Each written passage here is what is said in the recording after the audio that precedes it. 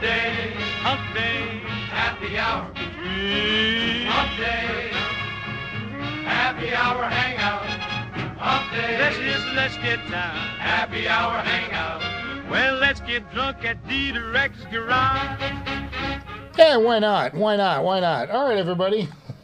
Happy Hump Day, happy hour hangout here at the Director's Garage. I am your host and resident idiot, Michael.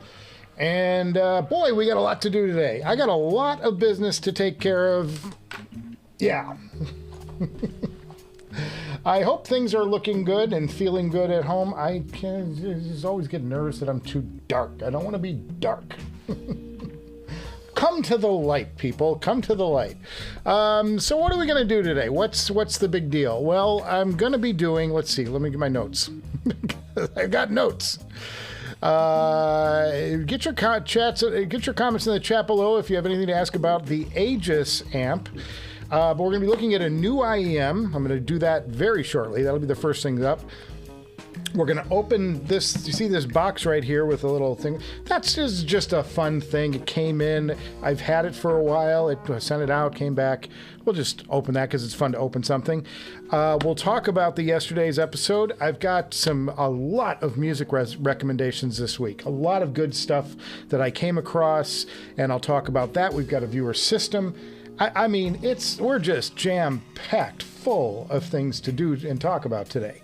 So, welcome, everybody. Welcome to Wednesday. I'm glad you all could make it, whoever's out there.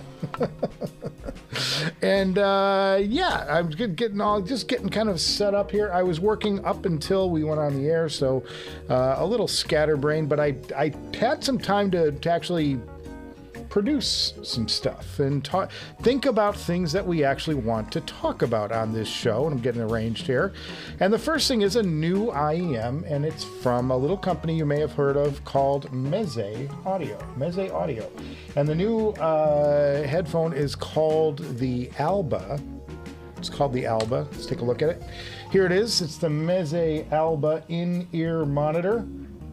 Like Meze's in-ear monitor products, I've had good experiences with them in the past, and this is no exception. This looks like a beautiful IEM. It's a single dynamic driver. It's called the Alba, like Jessica. That's to God, guys. These names. I mean, are we going to get like the Britney next week and then the Celine the week after that? What's going on? What is going on? All right, let's back. So this is the Alba, and it's white, and it's beautiful, and it's a 10.6 millimeter, 10.8 millimeter dynamic driver in these things. And they're sold out pretty much everywhere. I mean, they're a really good price on these things. $159. You know it's going to bring the bass with a 10.8 millimeter dynamic driver. It looks like just a fun headphone. And honestly, I was going to pick up a pair for myself just because they're so cheap. And they're sold out everywhere. Nobody's got them anymore. So good luck finding them. If you can find them, pick up a pair and report back to us what you hear. But it's always exciting and nice to see Meze coming out with a new product. I'm a big fan of theirs, and always enjoyable. So that's the Meze Alba. That's new. Next up, we're gonna... Oh, I got to turn on some lights here to do this one. Whoa, hey, that was like a shocking experience. Okay, I've got the overhead projector. This is like, you remember class when we had that thing? It was like a light plate, and then it had like a mirror, and it would project up into the mirror, and then poof, put it on the wall. And your teacher, and it was like so bad. It was like, you know, it's like a projection screen, but for really lame ass people. Anyway, that's what we've got here. Oops, wrong one. Let's do the Sony. This is the package we're going to open right now, and this just came back into me yesterday, and I thought I'd just leave it for something for us to open on the air. And I'll explain why it's here again in a moment, but it's just, isn't it just kind of fun to open up a package? I think it's just fun to open something up. Whatever it is, even if it's just something dumb, it's just fun to open stuff. Maybe that's why those like unboxing therapy things are so successful, you know, on YouTube and stuff. But this is good. All right, so let's just pull this out. And is that everything? No, I got one more side to do. Pardon me while I do this. Blanked out the labels. You know, I don't want to. Oh, we're gonna talk about the shows yesterday. We're gonna talk. Don't worry, we're gonna talk about that show yesterday because I was trolled in the comments, unlike I've ever been trolled before. But anyway, so that's why we block out the. I don't need M80s being sent to my house. Okay, here we go. Here's the package, and oh, it's a case with a handle. A case with a handle, you say. What could it be? All right, let's take a look. And here it is. Whoop. And it's upside down. This is the SR-009 Mark 1. Now, I actually lent these to a friend of the show. The gentleman, viewer Gene, he was like, he's in the Patreon, and we're talking, and he's like, you know, I really want to hear that headphone. I said, why don't I just send them to you? Take them for a week, and you know, do it, or take them for as long as you want, really, and then send them back when you're done. So he took them and had a good time listening to them, and sent them back my way, and here they are. Comes this now. I bought these from Molnar Audio, the guy at Molnar Audio. Molnar Audio made the KGS SHV amp, that Carbon CC version, which is their latest, greatest. And I'm still toying with the idea of selling that. More on that will play into the next episode of the Director's Garage. We'll explain that a little later, but this is a vintage, for circa like 2001 maybe ish headphone, and this is Stax. It's an electrostatic, really vintage thing. But these to me are one of the best sounding electrostatics in the business. As much as they're not as refined as the X9000 that I have, which is my main kind of go-to, but this headphone, and it's all tangled up because not removable cables at this point in time in Stax's career, but the design of these I like better than the 009 or the X9000 for a few reasons. One, the headband situation is much better thought out. You've got leather padded wire sprung headband. And why is that a big deal? Well, the wire like this resonates when you, and even I can hear it. Can you hear this? Anyway, there's a little ringing going on, and anytime you get a bass boom, or even if you just knock the headphone, it will ring into the headphone and become part of the sonic experience, wittingly or unwittingly. These are even marked left and right. I don't even know. No, right and left. Okay, here we go. But when you put a leather on the strap, it naturally dampens them. Now, the X9000 did it by tacking in a bridge piece right here that looks just like that. It looks like it was tacked in at the 11th hour. They went, wow, should we do something about this resonance? They went, I got an idea. And they just, stamped in a little bridge here to cut the resonance down. Whereas this seems to me like a more elegant solution, more thought out, and prettier, and just prettier. It's beautiful. It's more tactile. This feels like a fine grade leather on the headband. The downside of this is, and I worry about this, is that it's an elastic suspension system. This is elastic running through the band, kind of like you remember the Kennertons? The Kennerton kind of adopted that motif, that type of system for suspension. I worry that the elastic wears out because elastic bands, they get brittle and whatever. It's plastic or rubber, I guess, but that worries me a little bit. But it's still an elegant solution, and it makes these extremely comfortable on the head. Put them on the right way because I get dinged for that in the comments as well. The other thing that I love is that the headband on these, the ear straps, the ear cups, they rotate. Check this out. The whole ear pad rotates, so you can orient the cables coming off your head any way you want to do it. It just spins. And, you know, it's an Omni driver, so, you know, it's putting sound out in one direction, but it's really, really cool, this design. I you know, like, what it makes, after seeing something like this, you just want to go to Stax and go, what went wrong? Where did it all go wrong? Because this is so inspired. And then, you know, you kind of look at the, well, and in fairness, I do ding Stax a little bit on the design, because it's just not Stax-like. It's not a clean design, the X9000 with the rivets and all that. But the raised screens are actually an homage back to their Omega headphone, which is they're one of their flagships from back in the day. So I did understand that later on down the line. But anyway, I just wanted to open a box for y'all and kind of get the show kicked off with something fun. Because, you know, God forbid we have fun in this headphone hobby, which leads me to the Aegis review. Because holy goodness, did I get flamed in the comments on that video. I mean, it was like this couple people just trolling me to death on that. And you know, these are guys that just, there's no way guys like that will ever, like, you know, they wouldn't come on the live stream. They wouldn't dare step foot because they don't want confrontation. They want to drop a poop in the room and walk out and go, oh, look at me, I'm clever. But it is fun. It's like I just reading through that stuff. It's like, God, there's guys, I'm unsubscribing. I don't like your music. And other guys like, these are the best IEMs, and because of that, you suck. Okay, guys. All right, I get it.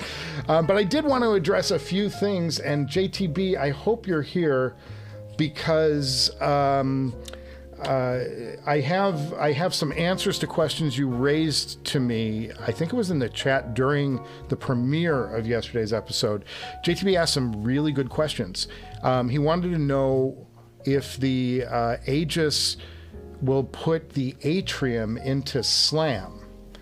And the answer is yes, because I just wanted to double check, so I came back last night. You'll see the Aegis is no longer on the table back here. It's actually in a box on the floor. I'm ready to send that out. I'm just waiting for instructions from ZMF so that they can get their amp back and it goes to the right place and doesn't get, you know, dropped off on a locked doorstep somewhere in Berwyn, Illinois. Hey, honey, what's this? Did you order more cat litter? Like, no, it's an amplifier. What am I going to do with this? So yeah, so the Aegis is packed up, but I did spend last night and I did one last listening session on the Aegis before sending it back, and it's a lovely amplifier. I mean, you know, the video yesterday kind of said it all. It really is remarkable, and Ken has heard the headphone, the amp, and you know, I think we were both just going, this is just a terrific sounding tube amp. You know, it makes you really contemplate, like, would it kill me to invest in one of these? You know, it's like, it's a drug. It's a gateway drug to a larger world. Sorry, killing that overhead light because we're done with the overhead camera.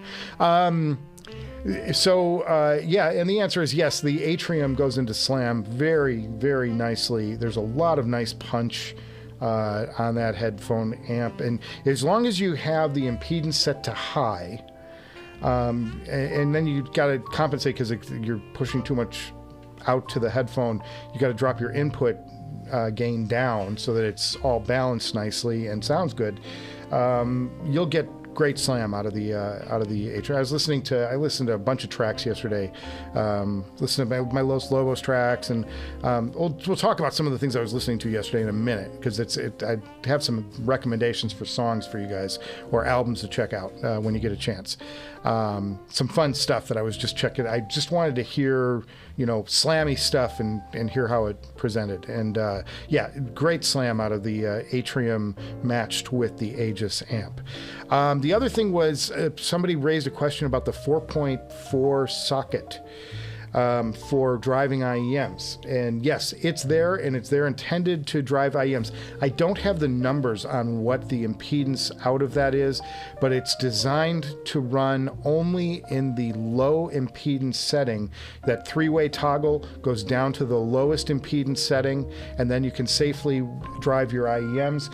And I was listening to some talking heads and stuff. I pulled out the very, very expensive Noble Audio Viking Ragnar for that session, which is relatively hard to drive. You know, it's one of the harder IEMs to drive, and it just carved it up. Just beautiful. Just beautiful. No problems at all.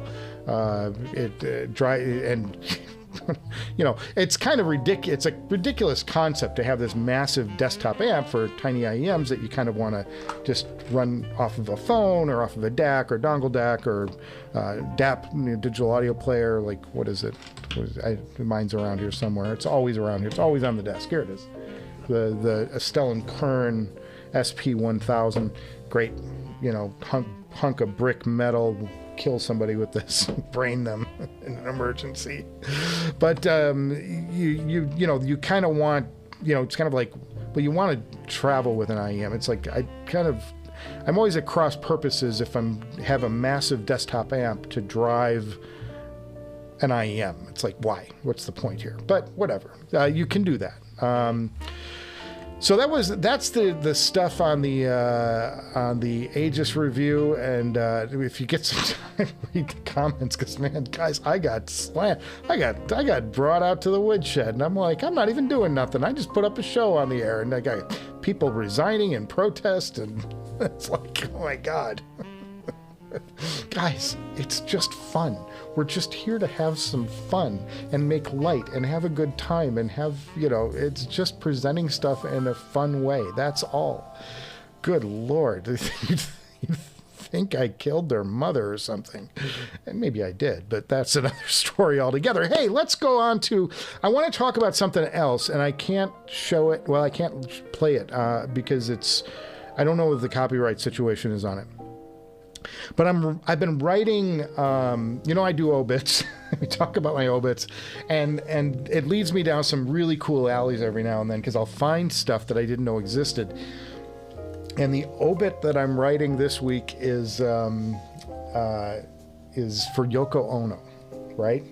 So I'm going through all of this old archive of Yoko Ono interviews, and I got really excited for a second because I came across one interview, and the folder was labeled John and Yoko interview, and I'm like, we got John. I'm like, we went on the air in '81, so maybe there was maybe they did some early shooting and we got John, you know, bad term there.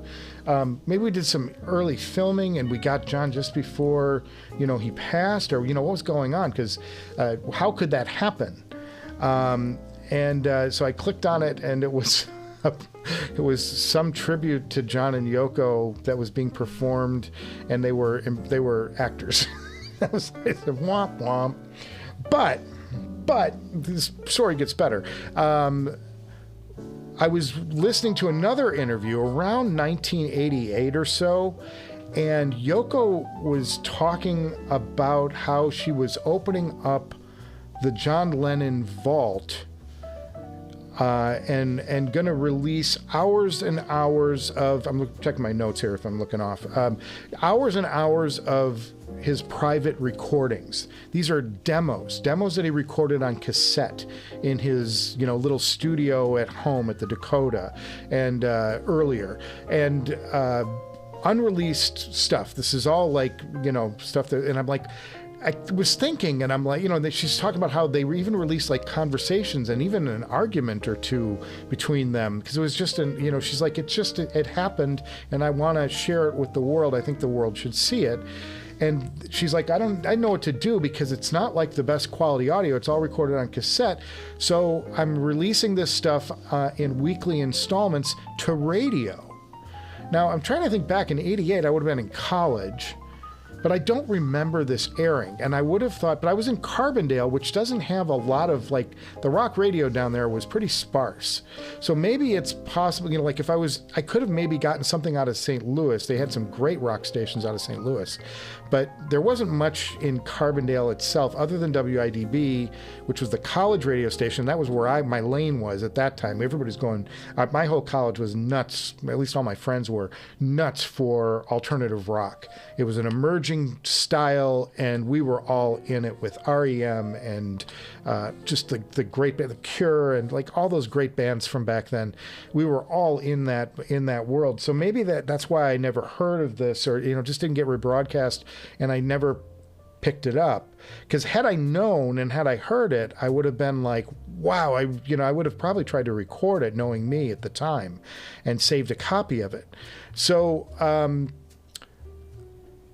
it was put together by by the couple's publicist back then, a guy named Elliot Mintz. Now, I've met Elliot. I actually know Elliot from a few different occasions. He turned into a celebrity publicist, and he represented the Hilton family, Paris and Nikki Hilton, for a while. But he started as a news reporter, and then he did some other things. And Elliot wound up covering. He got an interview in the 70s with John and Yoko, and after that interview, they stayed friends. And at some point, he lost his job at working in the radio station, or wherever the news division he was working for. And Elliot got hired by John and Yoko then as their publicist, and he was their publicist all through at least through the 80s and early 90s. And I don't know at what point if he broke from Yoko ever, but he took over Yoko's publicity even after John was gone. But Elliot was charged by Yoko to go in and assemble these hour-long interval programs. And I've got a good Elliot story I'll tell sometime. It's just beyond bizarre, but it was really fun. And it wound up getting a photo that I shot in People magazine at the end of the day. Crazy story. A lot of fun. I've had some interesting career moments, fellas. But I found... as I was listening to this interview, I'm like, God, where could I hear this? I'm like, I don't remember this. Where could I hear it? And I thought, YouTube. So in the link in the description below, I found the first 2 hours of the raw John Lennon recordings as they played out on the radio.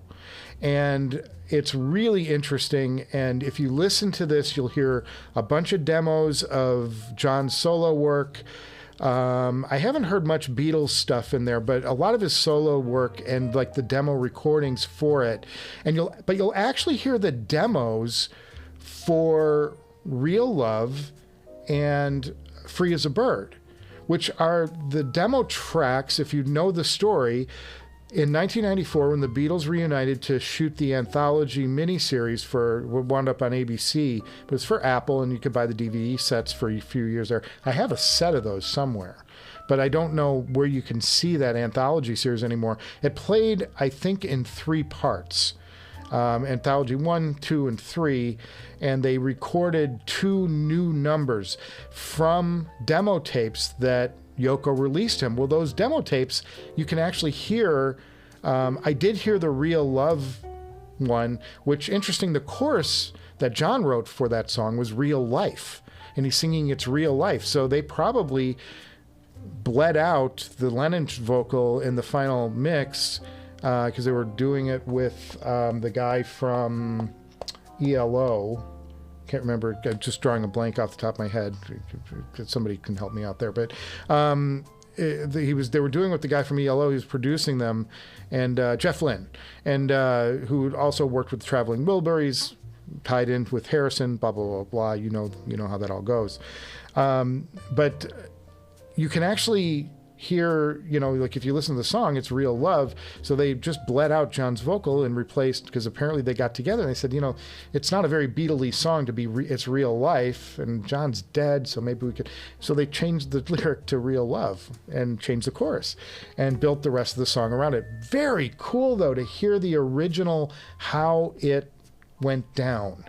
And to hear all of, you know, these musings, he's talking to Sean in a bunch of the tracks, and, you know, just play that out. The link is in the description. Don't go there yet, because we've got so much more to do on this show today. And we got to get to your chat still. So, but blasting through line items, and I can't wait to read your comments of what's going on in the chat. I'm just trying to get stuff rolling. In fact, let's take a break from this, because next up will be my music recommendations. And I have a viewer system today that has been sitting on this laptop for a while, and I hadn't realized that it was sitting here waiting for me to use it, and it's from a viewer named A Tidy Bowl, which is fun.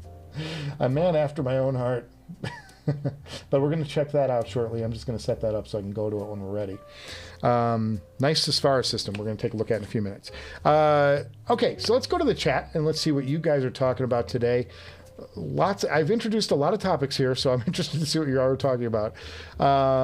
Ken Workshop says, Ken and I had a little secret meetup a few weeks back. Greetings, listening in the background. He does have a fun update. He implemented a switchable voltage power supply rails into his CF3 last night. That is a personal build that Ken has been working on. I got to hear that amp. Dude knows what he's doing. Can I just say, Ken knows what he's doing. He knows his shit. So listen to Ken. That's the rule around here. If you have any questions about stuff, listen to Ken. Ask Ken. Ken knows everything. Really incredible. Okay, so he now has a plus 30, 28, or 24.5 settings. So he has a bipolar solid power supply, and I think there's medication for that now, Ken, if you look it up on the internet. Bipolar power supply, 60 volts, 56 and 49, peak to peak. That's outstanding. That's outstanding. And what that's going to do for Ken, if you're not familiar, and it's something I've been struggling with while I'm doing the review of the B21, is and we talked about this on the first review, or we think we talked about this a few weeks back. The power supply is tunable, but only by Ray. So you can change some sonic characteristics depending on how much power you're sending to the amplifier section from the power supply unit. This is the same concept that Ferrum uses in their Hypsos power supply. By altering that voltage going into the amp, you can change the characteristic of the sound subtly. You can feed it more power, give it a little more bass push. You can give it a little less power and open up and make things a little more airy. Very impressive stuff. Well, Ken, in his amazing amp that I don't even want to ask him how much it cost him to build. He builds it for fun, but I saw the boards in that. He took the cover off, and I just like marveled at his work. Really fantastic stuff. But he can now send it a selectable power voltage into the amp and really allow it to take on some different traits. And it's something that came out of our little meeting here. So very cool that Ken is walking down that road right now. He needs a new case to handle the heat from the 30 volts though, which is fun. He wants something nicer anyway. That thing heats up like a toaster, like a microwave oven on the inside. It's like that thing just throws off the heat, and the heat sinks that he has on it, he's got nice fins on it already, but he's like, I need more. We got to dissipate this stuff somehow. Really fantastic. But he wants something nicer anyway. First impressions, real improvement on the bass on the Safari at 28 volts. The Caldera might be better at 24.5. That follows absolutely in line with everything I've heard myself and playing with different power supplies and stuff like that, Ken. And it's exciting that you're getting to do it and you're figuring this out on your own, which is like, man, oh man. Alba is white in Romanian. I think it's a reference to light. It actually means first light, Christopher Luckenbach. The Alba means first light, but I made fun of it because I think of Alba, and Americans, we're going to turn it all into a pop culture reference. Yeah, it means first light, though, technically, in Romanian. Nephilim says, evening director, pretty wonderful and fair review of the Aegis. He greatly understands why you're keeping the WA5LE. You really have a lot invested in that amp. Yeah, the tubes alone in that amp, I've got, oh boys, just the one pair of 300Bs is $2,000 for the Takatsukis. I've got another 1,500 in the Western Electrics. I put 1,200 in the Elrogs that blew up. I put, you know, like the sunk costs on that amp are tremendous. I've got several different driver tubes. I showed one of them off. Did I do that in the? I think I did that in the Patreon Hangout. We looked at some tubes. I opened my tube locker in the Patreon. If you ever are interested, the Patreon link is below. It's $3 to get in. I send you links to all the past Director's Garage stuff. It's $3, folks. It's not even a cup of coffee at Starbucks, and you get a lot of content if you're interested in diving deeper into the Director's Garage world. But I did a whole one of the last Director's Garage. At the end of it, I did a whole tube reveal. I went through my entire tube bin and showed off all the tubes that I owned and how cool they are and stuff. It was really fun. But I just bought a pair of what are they called? Something boy, not fat boys, loud boys, something like that. I don't know. I bought a set of driver tubes that somebody said had a tremendous amount of bass punch, and I listened to them for a few hours, and then I went back to my Tungsole round plates. Sorry, there's a hair in the air, probably Holly's.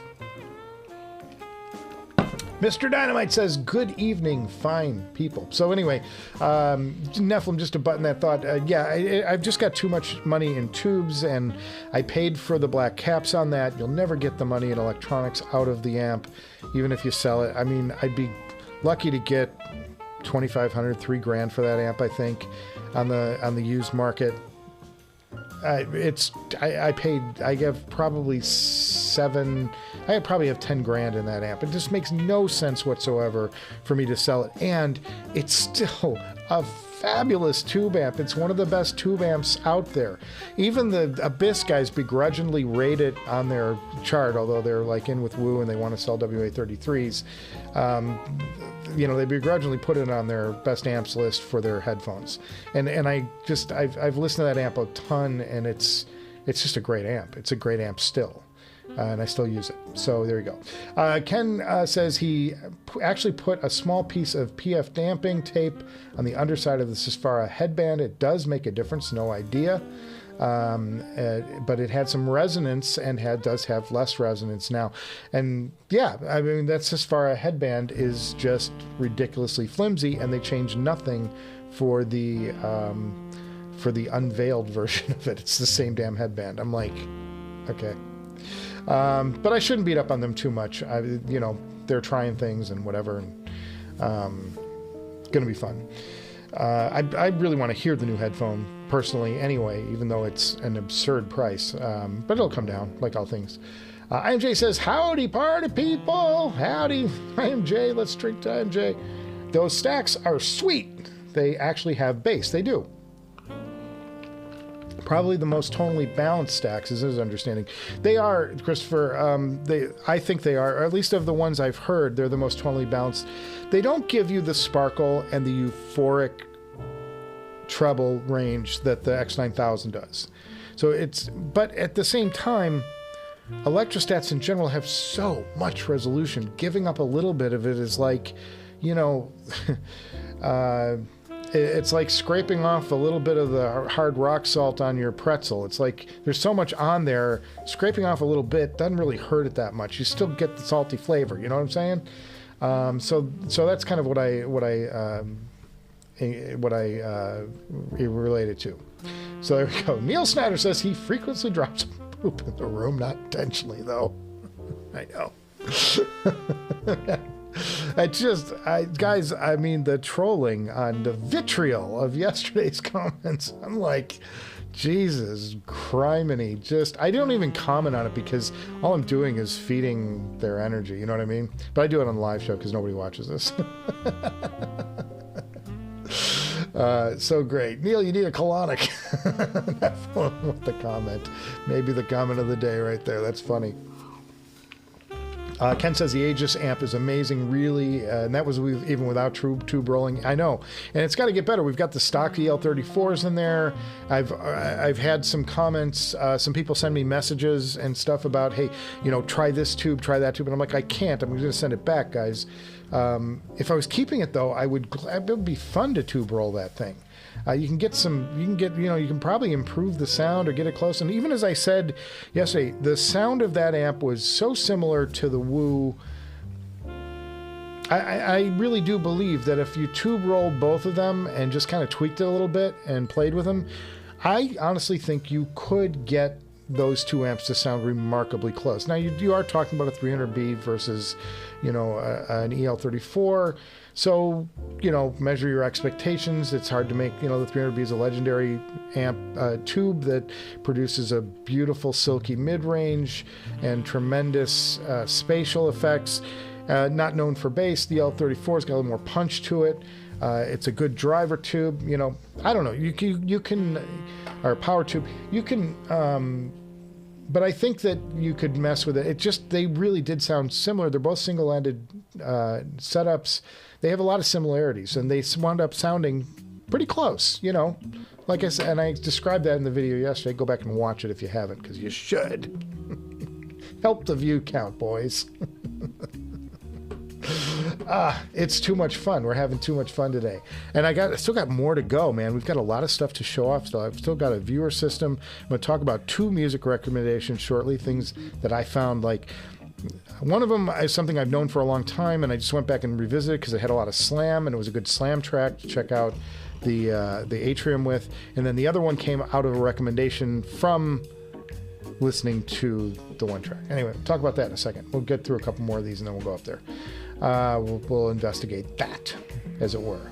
Hipster Cow says, howdy, gents. Loving his pair of Mangrid X10... Mangrid Zen tops just came in. Loving them as they break in. Mangrid Zen tops.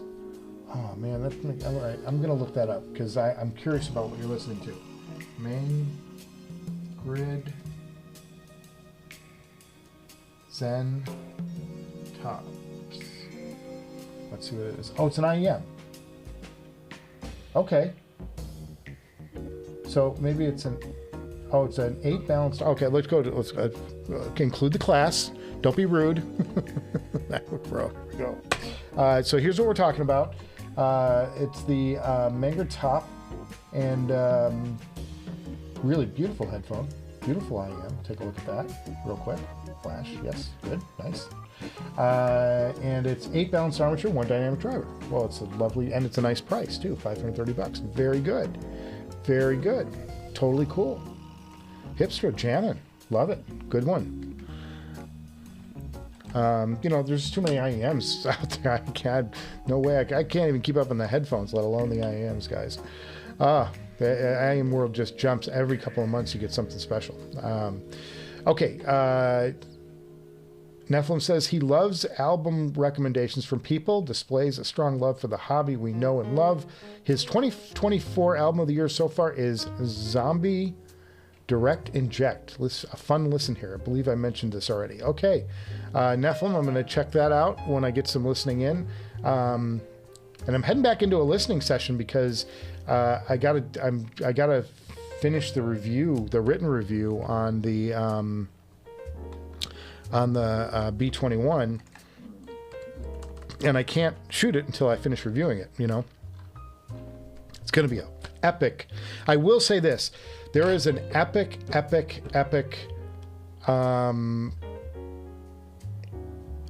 surprise coming in the B21 episode. Sorry, I was thinking about another epic surprise that's coming. That's down the road. But the B21, there's a twist in that one that you're not going to see coming. And it's going to be so fun. And I'll even tease this. I think it's going to be a double episode. Because in writing that, I've got so much copy written for it. I have so much to say about it that I don't want to do another 40-minute video. It's painful for you guys to absorb. It's too much. YouTube hates it. There's no reason to do it, so it makes far more sense to record it as an intended double episode, and then I'll split it in half into 20 minutes, and I'll delay like a couple of days in between the two episodes. You won't have to wait 2 weeks to get the part 2. I'll try and drop them, within a reasonable time frame. It's also better for my upload frequency to get this channel kicked in the ass a little bit, because these 2 weeks to deliver a 30-minute episode is rough. Now, yesterday's episode was only 20, and it took 2 weeks to do, but that's because I wound up having to do a ton of graphics for that episode that I didn't expect to do. A lot of the, I didn't realize as I was shooting it that I was shooting out all those numbers. I'm gonna have to show that in some way, and so I had a lot more to shoot for that episode that I had to go back in later and work out. And graphics take time. There's no. I can do graphics. I can do nice graphics, but they take time for me to put together. It's not just like, hey, just pump it out. There's nothing about this show that is fast, period. People talk about this music stuff that I'm doing with the show and the complaints and all that. I get it. Not for everybody. I'm just having fun because it's enjoyable for me to play with. But there's nothing fast about it. It's a very long process. There's hours and hours and hours and hours and hours of work to produce something that I think is fun and worthy of putting in the show. I don't put anything in the show that I don't like. If it's get me over, if it's half-assed, I trash it and I won't do it. I'll do something else, before I put something half-assed in the show. It's got to be something that I think is clever or is fun or adds to something, whatever it is. That's just me. That's just my production aesthetic, and it's not for everybody. I get it. It's not, plenty of YouTube shows out there to go watch if you're not happy with it. I'm probably the only reviewer in the world that say, go watch something else. I'm good. So let's go, before we go any further, Hipster Kyle, I see you got a thing in there about the Dyna DZ there. Very, very cool. We'll look at that in a second, but I want to go because Nephilim mentioned it, I'll give you my 2 album recommendations for the week now. The first one is a group that I discovered because I love the show The Sopranos. And if you remember that theme song, which was so cool, it was actually it was a remix of an album. And the group that did it, a lot of people didn't bother looking them up because they just thought, oh, I like the song. They bought the soundtrack and listened to the song. The group is called Alabama 3. And that record is really interesting. It's a very interesting mix of... the album is called, I should tell you the name of the album too. Oh, and I should show it to you. Boy, I should just get my shit together, shouldn't I? Let's go to... I'll see if I can find it. Oops. Oh boy. One-handed typing. Nothing says exciting like that. Okay, so let's do...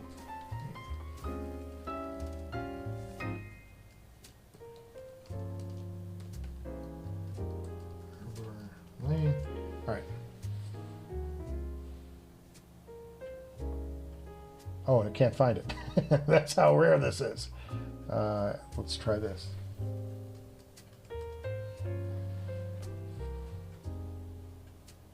Is that looking in all departments? What's going on here? Why don't we find it? This should be somewhere.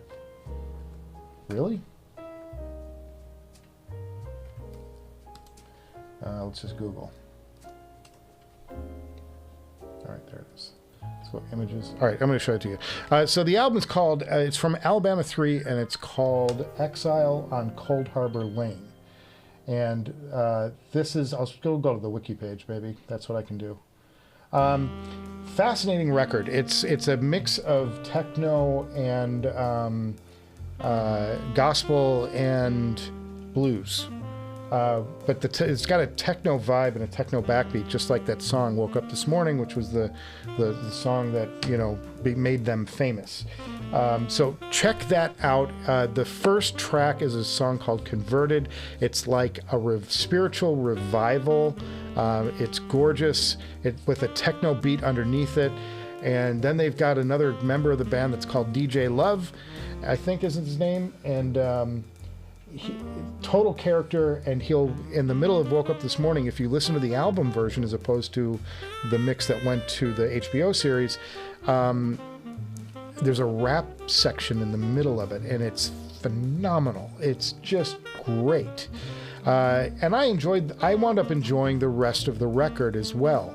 But if you're looking for a couple entry-level tracks and entry tracks into Alabama 3, the group is called A3 or Alabama 3, listen to Converted, and of course listen to the album version of Woke Up This Morning. That's just the coolest song ever. I think everybody would agree. Everybody loves The Sopranos, and that soundtrack. You get a better flavor on the album, though, about what Alabama 3 is all about. That's fantastic.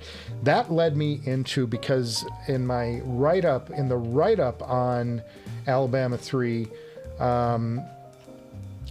it said they were great, but they're not as good as Primal Scream's Screamadelica. And I'm like, well, what's that about?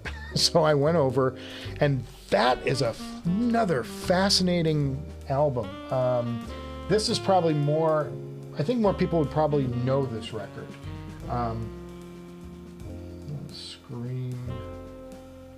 Screamadelica. Okay, so here it is. The album by Promise. Okay, so we'll go back to the Laptop of Death for this. And again, I can't play it because, you know, all the things, but let's take a look at some images of it. Here's the album cover on Amazon. This was a huge movement, and it changed. It's a seminal album, meaning that it pivoted music direction after it. This group doesn't sound like this album in their prior two records. They sounded different, and the album is a mix of it's kind of British revival, and if you listen to the first track off of this, it's very much Stones meets Stephen Stills. It's a Brit rock. It's sort of like Brit rock dropping into Laurel Canyon for a visit, you know. It's a thrilling record that gives you shades of Exile on Main Street, Pet Sounds, but it's also got these industrial tracks on it. And this is kind of, it's in the U2 Achtung Baby lane, but it was kind of before that. I believe this album came out before that. And it sort of informed some of the sounds that Bono and The Edge played with on Achtung Baby, which was, in my belief, or in my opinion, was their best record. I thought it was just a complete change in direction, and they dove deeper and pulled something out that I'd never heard before. It was that was one of those true Sgt. Pepper moments, like you're listening to something for the first time and you just went, wow, just wow. This is not Unforgettable Fire. This is not Joshua Tree. This is something completely different and still kind of familiar, but completely different. It was such an amazing record. And this is sort of like an ancestor of that and of that sound. Just check that one out. The lead track is amazing, but then it goes in a bizarre direction. There are turns on this record that you'll just never see coming. It's like it's a surprise. There's surprises around every turn. So Moving On Up is the first track. It's fantastic. And then it just changes throughout and shifts and morphs. It's got some Pet Sounds towards the end of it. It's got a lot of techno stuff and some interesting spatial stuff going on. Just playing with world beats, things like that. Very phenomenal, very interesting and great record. Primal Scream Psychedelica. Screamadelica is the title of that record. So those are my two album recommendations for the week. So make sure you check those out if you're looking for something new to listen to, a little unusual, a little off the beaten path. This is definitely that.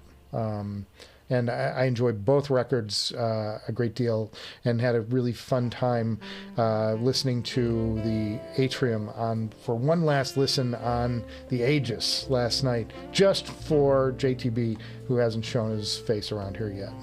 Damn it, JTB. You should, and Hipster Cow says, you should have seen the comments on Josh's review Dyna DZ. They were at his throat. Oh, well, okay. I don't have time to watch my own stuff, let alone other people's. I don't know. But I try. I'm like, I have no ill will towards anybody. I'm like, how they want to make a living is their business, and I'll never do this for a living. But I support it. And Josh seems like a really good guy. I've donated to his show before. I used to love his Saturday morning hangouts. That's where I got the idea to do this live stream, and I was afraid of like treading on his territory. So I was thinking about maybe I could do it on a Saturday too, on Saturday mornings, and then I kind of thought about my own humor and angle on it, and I thought, no, happy hour, guys, happy hour. Let's do a happy hour hangout and have fun with beers, and anybody can bring any beverage they want to drink, and I never drink a beer, rarely on this show.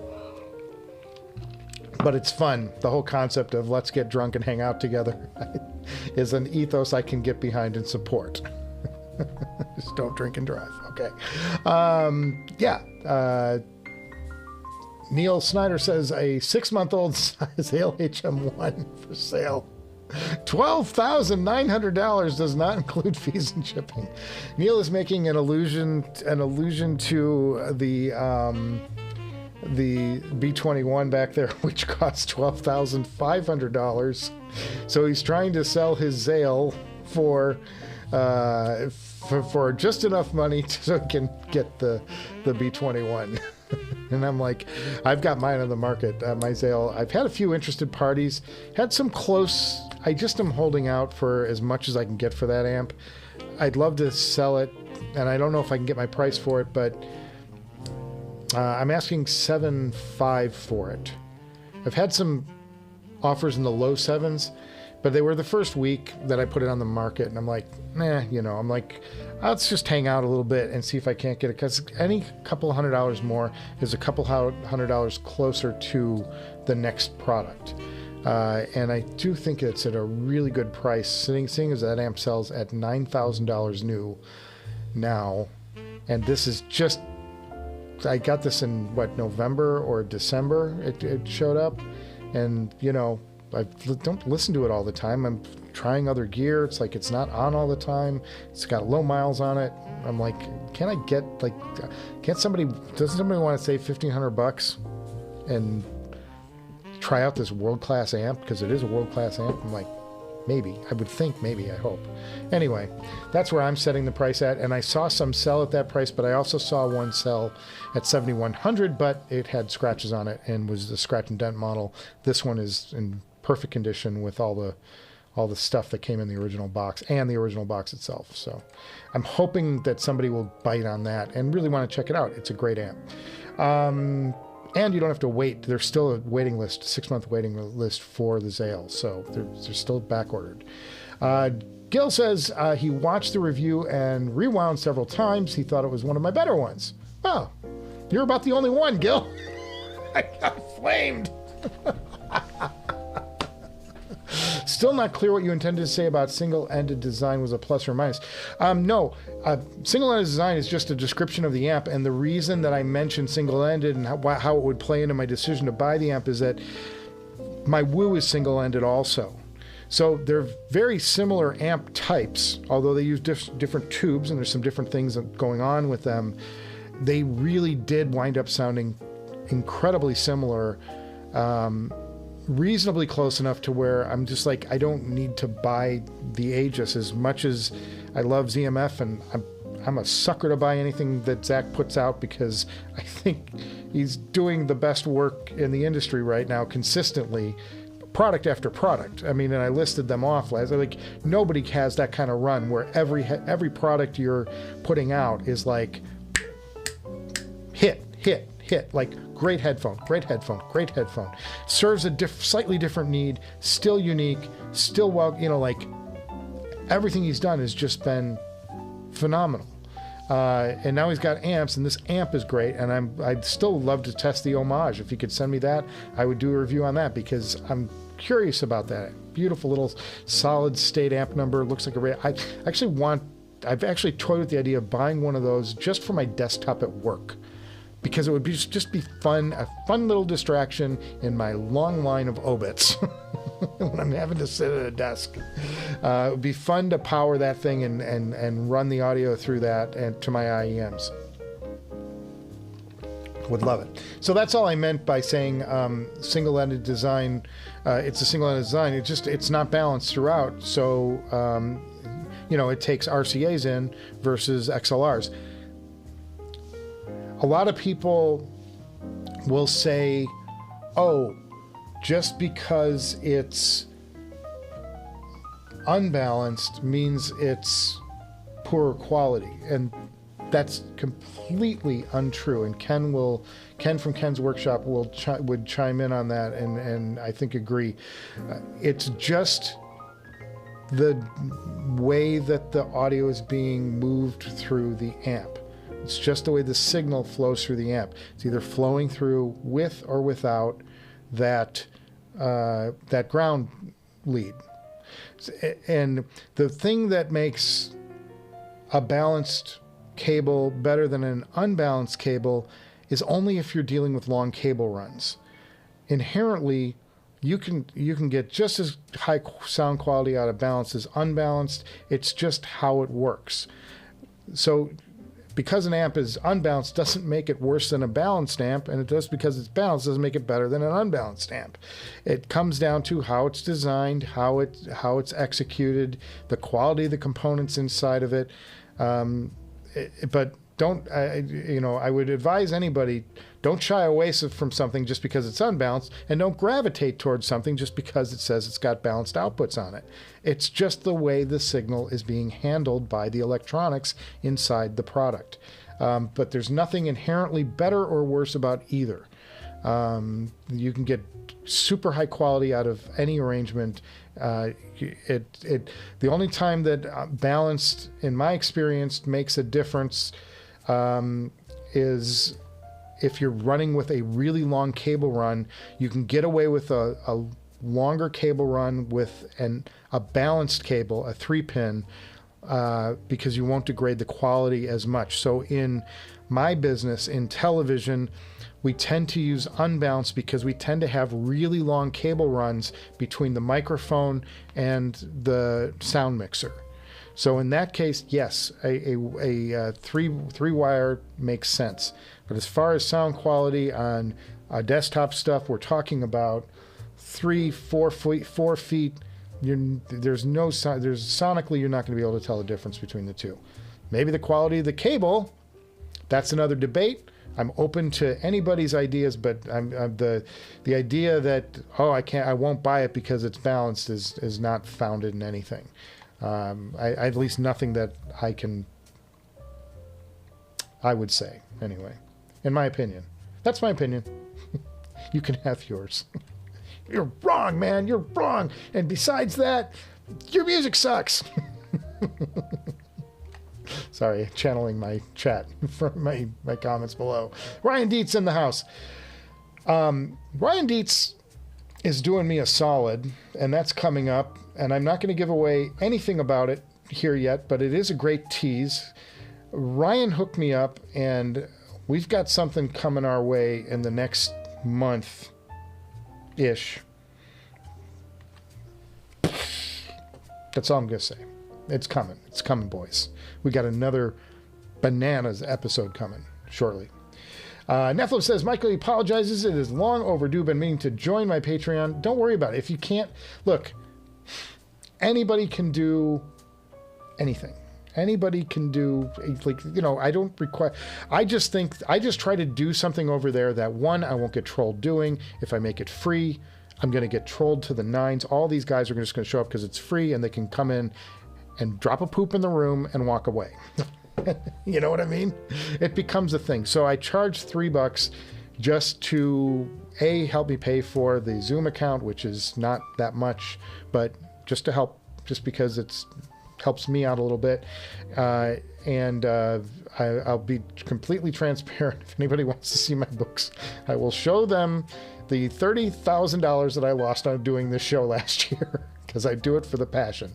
It's not to make money. It's just because I want to have some sort of barrier between And what I need to do over in the Patreon that I'm not doing well is I want to get some interaction going in between. It's not just about our Hangover Hangouts. There are chat things over there that we can do, and we can ask each other questions and comment and, throw questions out to a room if you got questions.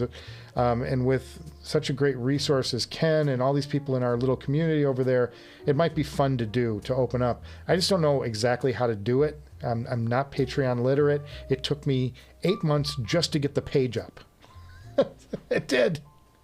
And get the tiers worked out. And then I changed the tier structure because so many people joined. I didn't feel the need to charge people $5 to get into the Hangover Hangout. I'm like, I can do this for $3 and I'll still be, paying for the basics of it, All I'm out is my time and my effort in booking guests. And I don't mind doing that because it's fun to talk to people. So don't feel bad. I don't require anybody to join anything they want to. I don't require anybody to subscribe to the channel. I ask nicely for people to subscribe to this channel because it does help the channel and it helps us get more stuff in here. And I'm big fan of getting better and better gear because it makes the show more exciting and fun to watch. And that part of it, but I have no delusions that this show will ever have 100,000 subscribers. It's going to be lucky if it gets to 10,000 subscribers. That would be crazy. That would be crazy if we could get, if I could get 10,000 subscribers, that would be bananas for me. Way more than I ever anticipated. And, I just don't have the algorithm. I'm a 56-year-old balding dude who's talking about headphones. It's not a $100,000 topic, 100,000 subscriber topic, folks. Know your place, as people say, and be grateful for what you have. And I am. I'm grateful for all you guys stopping by. Georgios, Apo. Oh, your new name. Hey, Georgios, thank you so much for stopping by. Cheers. We raise a glass to anybody who stops by who I don't recognize in the name. So yeah, welcome, Apo, and that is Greek, I think.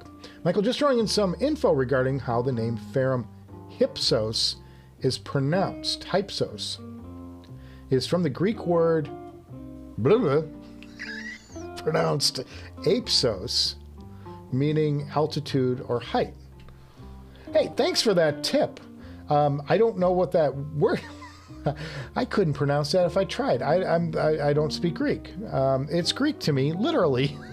Oh God, guys, don't use my dad jokes. They will get you eye rolled out of town. Apsos though, huh? Okay, so hypsos, So is it pronounced apsos then? With the H is silent? Interesting, man. Inquiring minds want to know. But the apsos, now that I have a pronunciation from somebody with knowledge and a brain that works, unlike mine, that's fascinating. That's fascinating. Etymology. You didn't think you could get an etymology course at a Director's Garage meetup.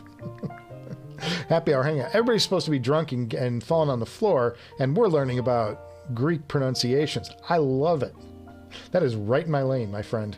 Cheers to you, and thanks for the contribution. Christian Lopez says, Mangird Zen Tops. Okay. Did I not? What did I say? I don't even remember. Michael Levy says, how the hell is anybody critical of the amazing music you got going on?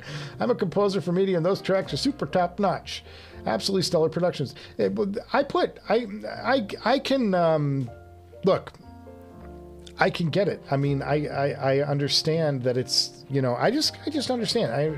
It's not for everybody, and it's like, I don't know, bothering them in some way or whatever. But honestly, this is my thinking, and I've wanted to do custom stuff since this show started. Some of the earlier tracks that I did the "What's in the Box" was a jingle that I did. My wife's on that. That's not,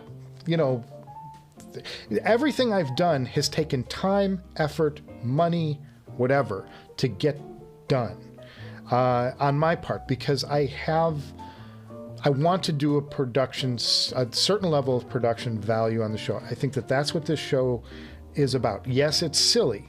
It's admitted, it's dumb, it's ridiculous, it's, foolish in some ways. But so is the hobby on some level.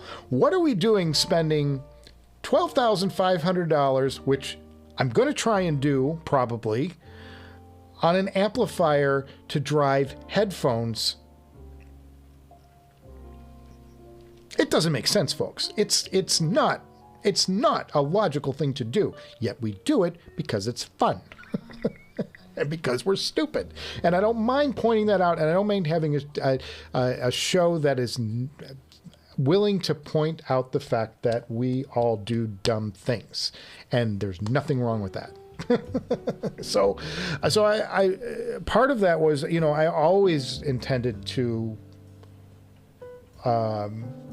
put this custom music. I've been working with independent producers for stuff for the show for a long time, since season 1, since probably episode 30 or so was when I started working on music for this, specifically for this show, because I could see what I was trying to do and I knew where I wanted to go. Now, there are technologies out there that have made it easier, or I didn't say easier because there's nothing easy about it. There are hours and hours and hours of work to get one stupid cut of music. For me, I'm a tweaker. I just move stuff along until I get it to where I really like it, and I go, that's good. That's what I'm looking for. That's the sound I want to hear. But I've worked for hours and hours on something only to completely throw it out and abandon it. But that's just me. That's just my... So, look, I understand people can be critical and they can not like it and not watch the show. Great. Don't. But I enjoy the process, and I've got to make myself happy, and hopefully in the process you guys get what I'm going for while I'm doing it. Like, you get the smile in it. It's about a smile. It's not about, don't take me seriously.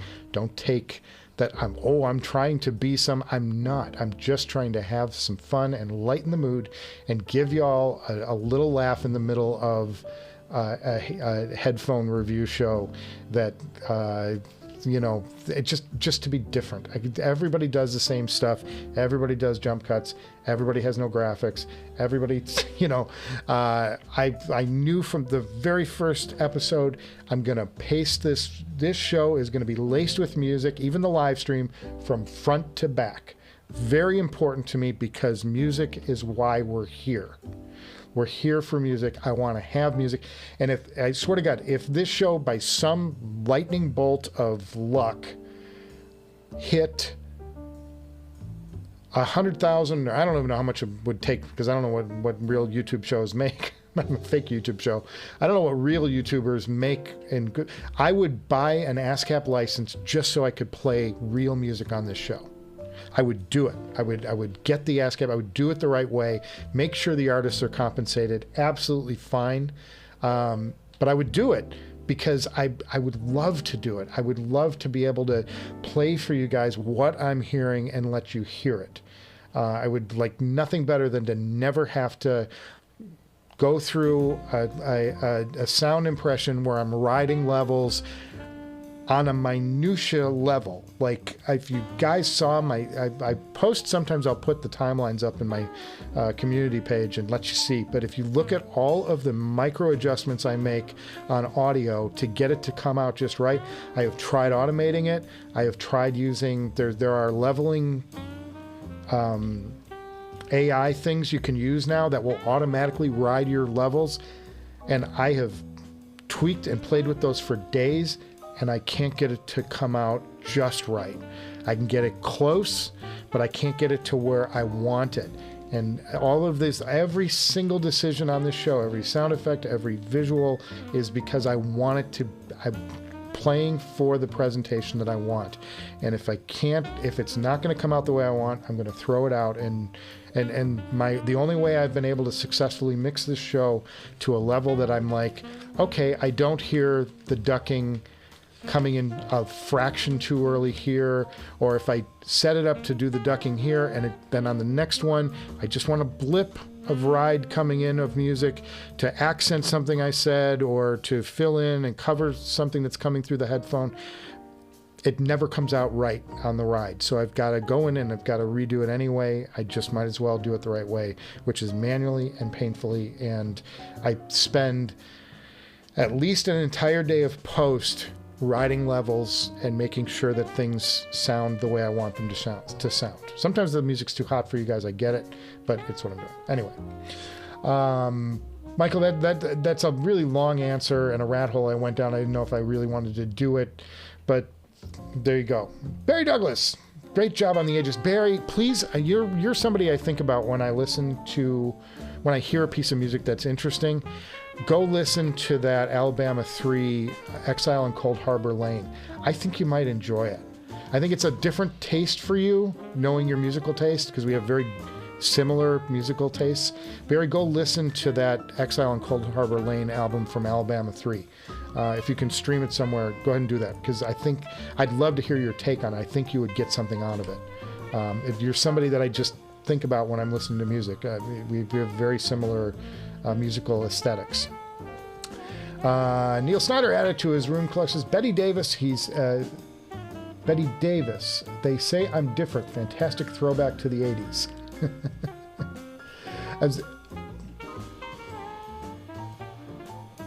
Betty Davis, they say I'm different. I'm going to copy that. I don't know what you're referring to, Neil, but I'm interested. It sounds good. I'm going to copy paste it. Yes, I'm doing that right now. Very cool. God, I still got a viewer system to go. How about that? How about that? Oh, I got one other note on Ray Samuels too. There was somebody commented that that Ray is. I don't have this confirmed, but at first I thought they were only doing 7 of those B21s because they're so expensive. Ray has said he's going to do a run of 20, which made everybody kind of still freak out, saying, I don't know if I'm going to be lucky enough to get 20 and, get in with an order. Somebody wrote me that they asked the question of his reps, and Ray is going to produce as many of them as people order. He is not going to leave people high and dry. Ray's a cool dude. He's pushing, I think he's pushing 80, as I recall, years old. But he's already had a massive career, and he was retired. He had no reason to come out and do this amp, other than he just wanted to. He had an idea for something, and he thought, I'll do it. And then he started playing with it and said, wouldn't it be cool if I just did one last amp? This is the amp I always wanted to do. It drives anything. It'll drive, if you had a transducer, you could drive a ribbon with it. It's an amp that's for everybody. If you like electrostats, if you want to play with electrostats, but your main thing is dynamics, he's got an amp that will drive anything you can dream up and put in front of it. It's going to drive it to the nth degree. So it's so cool that he came out of retirement, and yeah, he's doing a very expensive product, but it's almost like it's just so cool that he's doing it, that he has at 80 he's pulling, or nearly 80, he's pulling all of his tricks out of his, all of his knowledge that he's had from building amps over the years. He's coming out with this last hurrah, because it's something he wants to do. God, you just got to salute the man. It's so cool. Hipster Cow says, if you want to sell that HM1 for $7,500, you have to list it at 8. Everyone argues below their list price. Okay, that's a good point. 8 feels too high for me. Maybe I got to listen at 78. I don't know. Oh, I love it. Paying homage to distractions at work. Yeah, we were talking about the homage amp. Oh, I'd love to have that on my desktop at work. I just think it would be fun to look at. It would give me something to distract my brain from what I'm doing. Ken Workshop comes in. Yes, balance versus unbalanced doesn't matter nearly as much as the design does. Fun fact, SPL amps perform better using unbalanced. Also, the chain matters too, because balanced is usually higher gain. Usually. Very cool. Very cool. I didn't think about the gain component. That's really fun. Cheeky Fest. Cheers, Cheeky Fest. That's a new name. We raise glasses around here to anybody who shows up who's new, and you are new. So cheers to you. Thank you for stopping by. Some amps have a higher output with balanced. Yeah. But just because it's a higher output doesn't mean it's better. You know what I mean? Like, it depends on what you're driving. Depends on a lot of things. So, this is a good topic. Everybody's kind of jumping in on this. This is cool. Thanks for dropping in, guys, and sharing your thoughts. Some argue that if you're going to pay for the materials for true balanced, you can get better results at the same budget into a single amp and getting upgraded parts, better capacitors, etc. I guess, and it comes down to implementation too. Like, how are you putting it together? How are what all of those things are going to play into it. I'm not an amp designer, and I understand, but I understand just enough about amplification to make me dangerous. Which is to say, uninformed and opening my yap. But I do share what I know, and then I let Ken correct me. I know this to be true, and yet it's not. Who do I sound like? I sound like a politician. Ryan, yes, Ryan has got... Oh, man, Ryan's the best. Ryan is the best, man. Guys, even if you've never met Ryan or never talked to Ryan, just get to know... Send him an email sometime and just say, hey. It's just... Oh, man, he's the best. Ken Workshop says, it's true balance costs more to build. Hasn't stopped him from putting the finest parts he can find into projects. It just hurts more. Yeah. And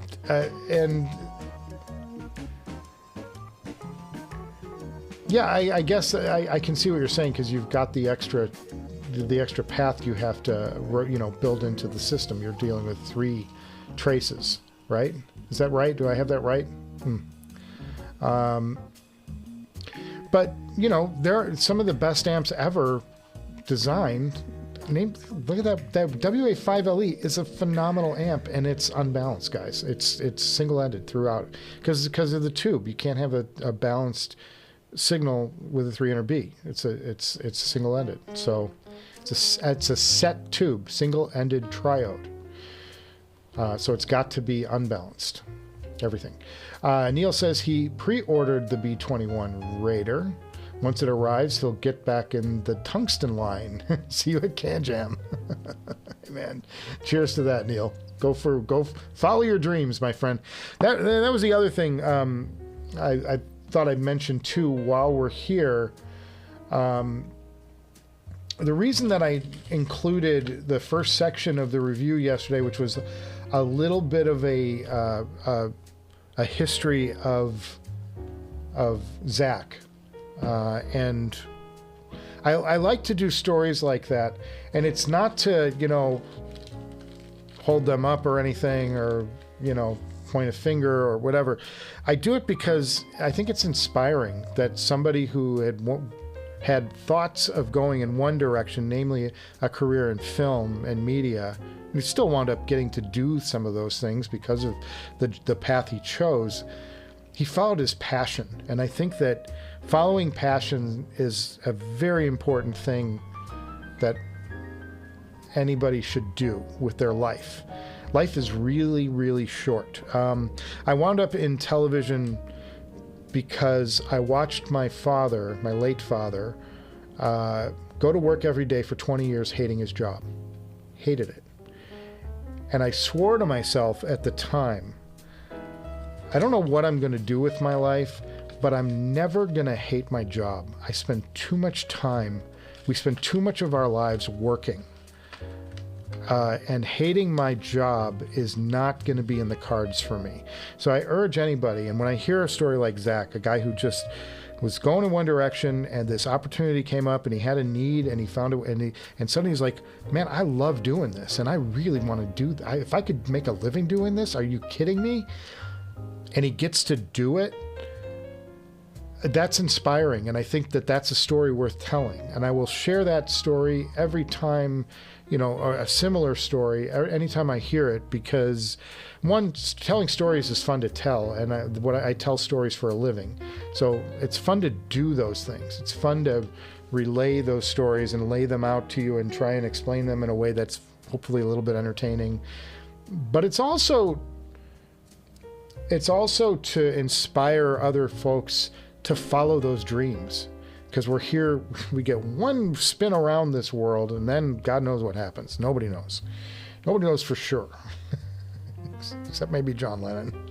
But I why spend your time, why spend a great chunk of your life doing something that pays you money? That was something that I'm like, I don't care if I don't make a ton of, it would be great to make a ton of money, and it was, I think I did okay, but if I followed the money thing, I would be doing something else entirely. I would have not followed this path down this road that would have led to all these interesting experiences. And, eventually it did pay pretty good, but it was never for me a decision to get into this business or do this show because of money. Money is the worst reason to do anything, because you become a slave to what it is you're doing instead of enjoying what it is you're trying to accomplish, or what it is you're doing with your life. Make sure you're doing things that you enjoy, because pick, if you're looking for something to do, or a career or a new job or something, like, make sure it's something that you're passionate about, because man, those days get really long when you're working for a paycheck. When you're just working for a paycheck, those days are going to get really long for you. You're going to have a hard time. You're not going to have, and when you're not enjoying your work, that carries over into your personal life too. I mean, you go home and you feel like a weight on you. And I know this because I've had to do some jobs. If JTB were here, he would make a really slimy comment right now. But I've had to do some jobs in my life that were less than. I took them because I wanted to do the work, and I thought, well, maybe this is good for me. One of them was I took out a groundskeeper job for a summer at a golf course. And the work itself wasn't bad. It was hard work. It was labor, manual labor, moving, driving tractor and moving lawn clippings and unloading stuff and loading stuff. And I also had a job at a mom and pop camera store too. That was another job that I took, that I had to take. I took it because I could. But coming home after that day, and the problem with the groundskeeper job wasn't the work. The problem was the guy who was the head groundskeeper. He was incredibly racist. And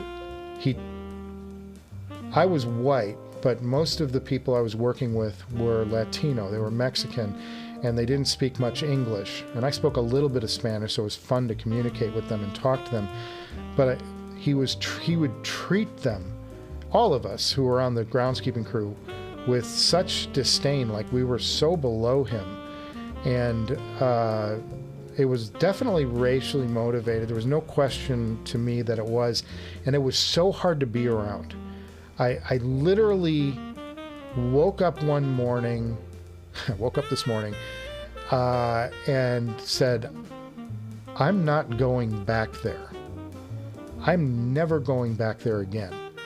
You can't pay me enough to go back there. And this job, even though it was one of the better paying summer jobs I could have had, because it was for a private golf course, very elite golf course in the Chicago area. You couldn't pay me enough to go back and do that, and to do that job.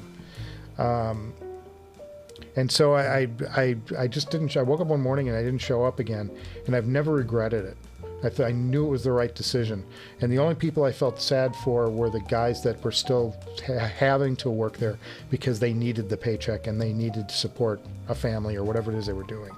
So don't do anything for money ever. Just do it for passion and let the money find you if you can. If you can. That's my advice anyway. Somebody who's, you know, I'm approaching retirement, fellas. There you go. I try to help give people a little bit of life lesson that I have. I don't have a lot, but that's one of them. Don't follow your passions, man. And so that's why I tell stories on the show, and that's why I relay inspiring people like Zach. I relay their story because they did it. They did something. They followed their dream, and look where it led them. It led him to have arguably the most exciting headphone company in the business, something that we all are passionate about. All right, so here we go. So we were there. Let's talk about Barry Douglas. Director to inform and entertain is a gift. That's what you do. Yeah, well, I hope so. I try to do that. I try. We set the bar kind of low, but yeah, we hope we get it over the goal line every now and then, every third episode or so. Music is funny. I say use AI before it uses you. It's going to be, it's like, what is that thing from Terminator? What was it called? Skynet? Bro, ignore the trolls. Music elements are great. Well, I'm glad you guys are enjoying them. I enjoy doing them. I just put a lot of time into it. Giorgio says, it's his pleasure being here, Michael. Love the content and the vibes regarding the word Apsos. You correctly said you pronounce it without the H. Apsos. Good night, everyone. Good night. Hey, thanks for stopping by. Cheers, Giorgios. Glad you could join us. Director is unique. It's not everyone's cup of tea. There's no other YouTuber like me. That's what I like to say. In the reviewing world, in the movie reviewing world, I learned this from the very best reviewer in the business. I knew. One of the things you say when you saw a particular film that was, shall we say, interesting, meaning, oh boy, that was rough. You say, it's unlike anything I've ever seen before. That is a reviewer's, if you ever read that in a review, read between the lines, that said, this thing was not good. But he doesn't want to, just trash it. That film says, Michael skillful production sensibilities. Intro of AC/DC's Thunderstruck. Oh my. Man, that was just, I would love to do that though. Would that just be the ultimate to get the show launched every day? I'd be like, studio audience, whatever it is. Don't sweat the trolls. Dad says, folks who troll have something critical, often comes from their own insecurity. Well, I always say that too. I say, if you're going to take the time to write something nasty, it says a hell of a lot more about you than it does about me. So fun. Licenses blow. I know. I wish, and I wish that they didn't have it, but there you go. Betty Davis music. Ray communicates with him quickly. Can't wait. If the amp sucks, you won't see 57. Wow. It's gonna find me, man. No pressure. Oh. It's in the best way. I can tell you that the B50 or the B21 is unlike anything I've ever heard before. But I mean that in the best way. It's oh man, that is an amp. Neil, congrats, man. That's a big time. Happy for you, brother. Quite the poop bag after all. Unbalanced, yes. Need gain stages on the N plus and minus, so twice the parts fully balanced. Yeah, okay, so there you go. That's why you've got the extra trace. Neil Snyder says, thanks. Like Michael says, it's just a lot of fun. His Enlium AR223 was sold to a fellow in France. Oh, what's the AR223? I'll have to look that up at some point. Oh, before we get too far out, I'm going to do the... we're getting close to finish, but I want to show off this viewer system because it's been sitting here longer than the rat in my wall at the old house. It's a whole story, fellas. But this is from A Tidy Bowl. It's the name of the viewer.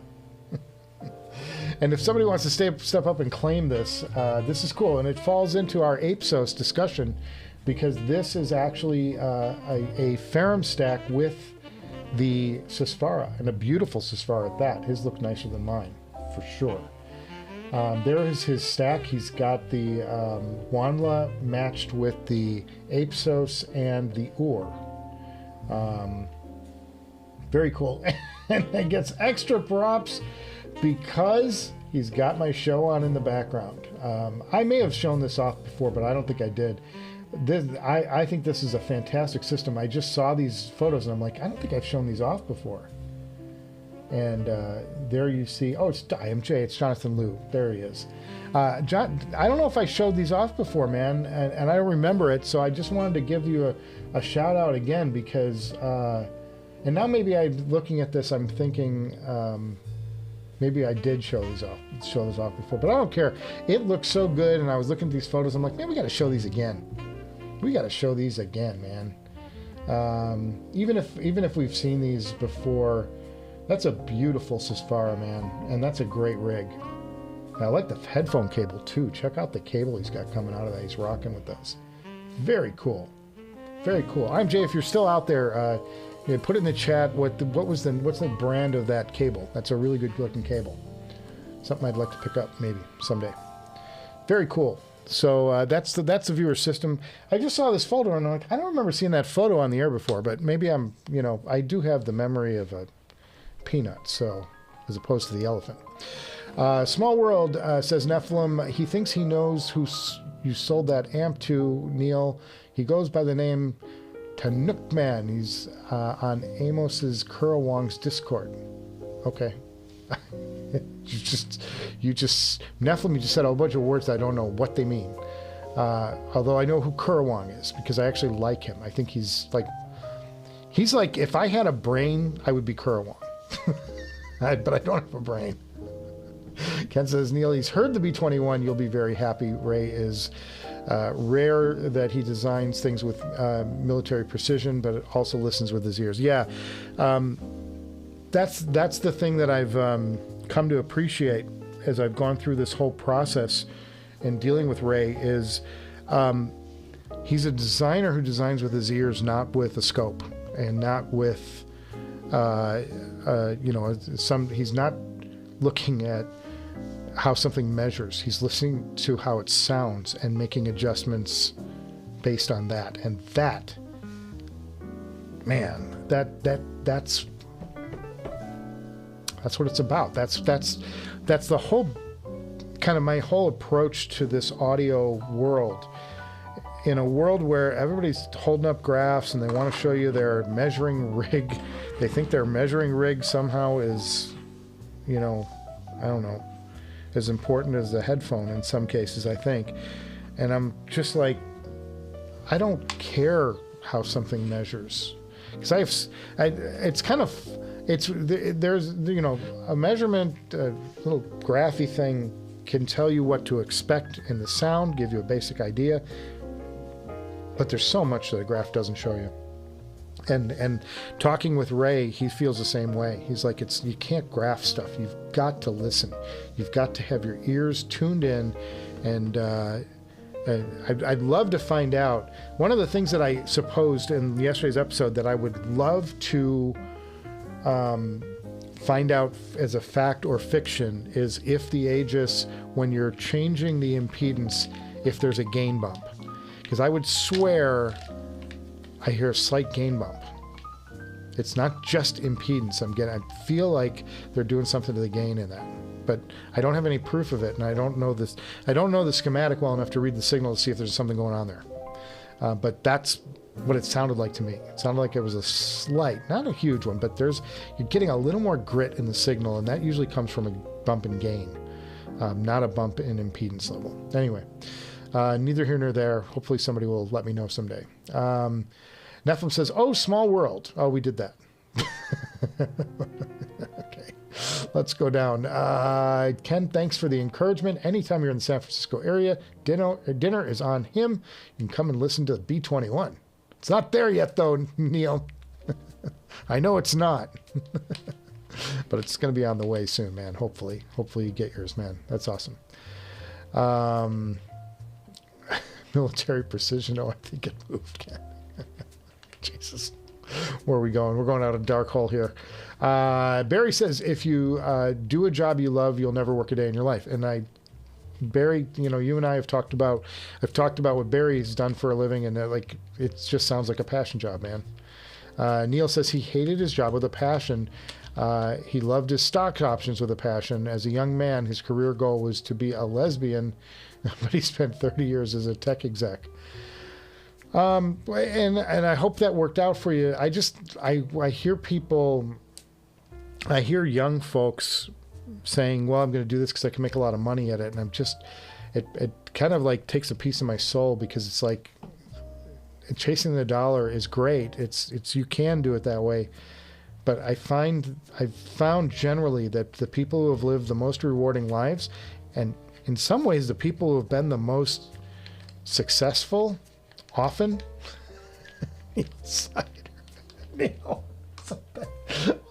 I buffed over the lesbian comment. I'm not sure what you were going for there, but apparently you meant thespian. Guys, if that wasn't worth the price of waiting around an hour and 35 minutes to catch that that's the moment of the day right there. That right there made the admission worth it. It's the lesbian flip up, and I just tried to be kind about it and like go over it.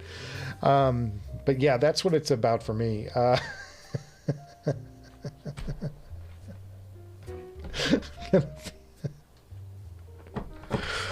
Oh, I love this hobby, and I love this crowd, man. I love this crowd. I just hope we can laugh and not mean any. It's just a jovial laugh. I hope you guys got out of that. It's awesome. It's awesome, Neil. Thank you so much, my friend. Oh, that's so great. That's so great. Oh, I'm tearing up. That's so fun. But yeah, I try to advise people just because I've always also found that the people who are doing exactly what they're meant to do, the money finds them for some weird way. It's like they never thought they'd make money in this, and then the next thing you know, it's like the money's there. It's like, where'd this come from? And it's just because you're following something that you're passionate about. I found that happens more often than not, and I'm from my experience, I watched my father go to work every day for 30 years, hating his job and how miserable that made him in his private life. I'm like, I will never be that person. That was my observation, and everybody has their own. And I say, do whatever you want with your life. I'm not here to preach, but I just give advice if anybody wants to. If anybody wants to take heart in it and take away something, that's the takeaway I try and pass down to people. I'm getting to the age where all I got is my experience and what I can pass on to folks. So there you go. Graybeard says LTA Z10E review. Love your channel and style. I would do it if somebody sent it to me. I don't think. I've heard the amp, and it's not an amp I would pursue to own. Because my takeaway from my initial sessions with that amp is that it's good at what it does on both the dynamic and the electrostatic sides, but it's not the master of either one. It's like, that was my personal takeaway from the time I spent with it. It's been confirmed by some other people whose ears I trust. I don't call anybody out on the show, but some other people I've talked to kind of nodded to me and said, yeah, that's kind of my impression too.